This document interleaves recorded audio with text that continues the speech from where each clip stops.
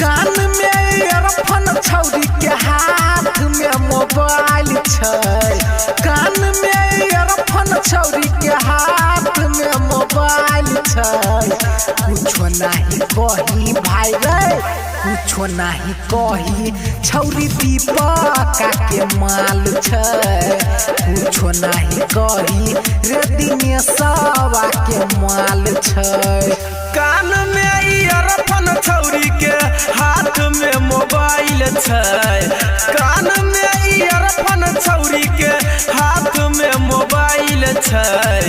कुछो नहीं कही भाई रे, कुछो नहीं कही भाई संतोषवा के माल छै। कुछो नहीं कही भाई पशुपतिया के माल छै।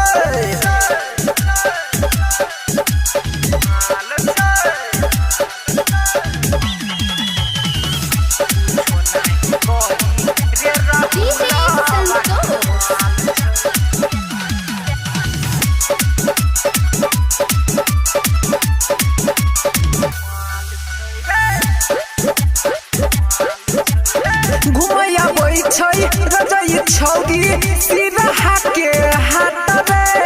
ओही जब बैठ के खाइ छै छौरिया चाउमीन और चाट रे।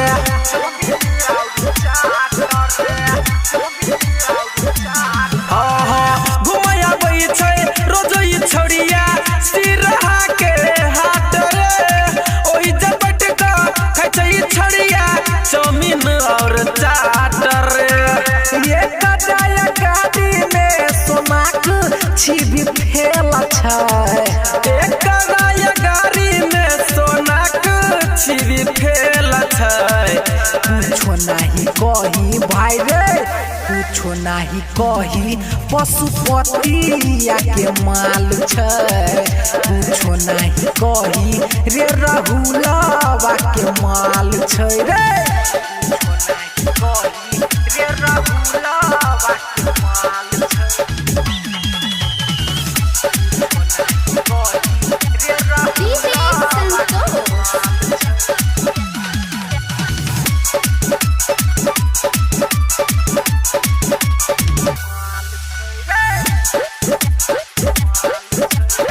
गाना सुनाई दही मसर दे म्यूजिक के ये करा हिट रे।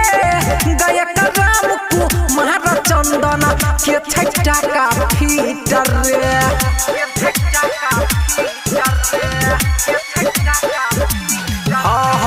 गाना सुनाई दही मसर दे म्यूजिक के एक करा हिट रे। गायक चंदन राम कुमार के छटा का फीट रे। सब कोई कहै कराया आइटम बवाल छै। सब कोई कहै एकरा आइटम बवाल छै। कुछो नहीं कही भाई रे, कुछो नहीं कही पशुपतिया के माल छै। कुछो नहीं कही रे राहुलवा के माल छै रे।